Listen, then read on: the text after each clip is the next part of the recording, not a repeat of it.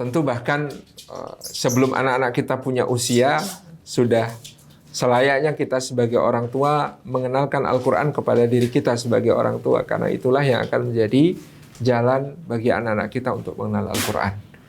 Ya, bisa dengan mendawamkan membaca Al-Quran bagi kita orang tua, baik secara rutin maupun yang berupa wirid-wirid, ya, seperti suratul kahfi di hari Jumat, seperti surah Al-Mulk di pagi dan petang, ya, dan lain sebagainya. Itu bisa kita lakukan.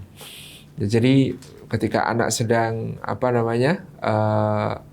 dalam kandungan, lebih-lebih bagi ibu ataupun ayah membacakan Al-Quran ke perut, ya, istri yang sedang hamil, itu juga adalah hal yang sangat baik. Jadi ada dalam biografi Allahu Yarham Kiai Haji Abdul Wahab Hasbullah dikatakan Pak Hasbullah, bapak beliau bukanlah ulama besar.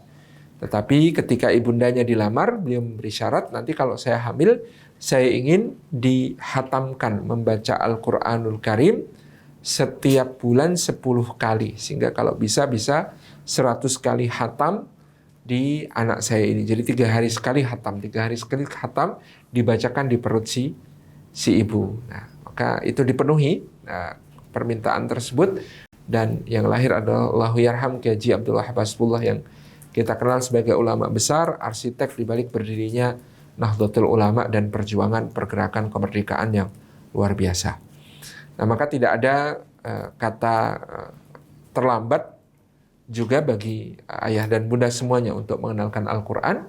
Yang terpenting memang teladan. Jadi anak-anak kita akan tahu bahwa Al-Quran itu sesuatu yang indah dan berharga kalau orang tuanya juga dia lihat terbiasa dan nyaman dengan membaca Al-Quran. Tidak menjadikan Al-Quran itu sebagai beban, tetapi Al-Quran itu sebuah hal yang menjadi kebutuhan di kehidupannya sehari-hari.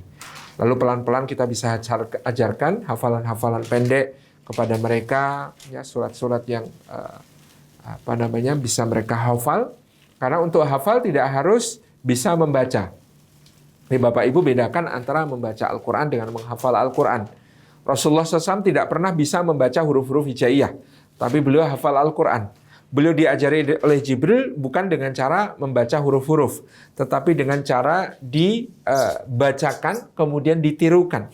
Itulah juga anak-anak kita. Kita tidak perlu memaksa mereka untuk bisa membaca huruf-huruf hijaiyah terlebih dahulu, tapi mereka sudah bisa menghafal Al-Quran dengan benar. Syaratnya yang ngajari juga benar. Syaratnya yang ngajari, ya, makhrajnya juga betul, itu ya, tajwidnya betul, dan lain sebagainya. Ini yang menjadi syarat yang terpenting. Jadi anak-anak kita bisa membaca Al-Quran, menghafal Al-Quran meskipun belum bisa membaca huruf hijaiyah.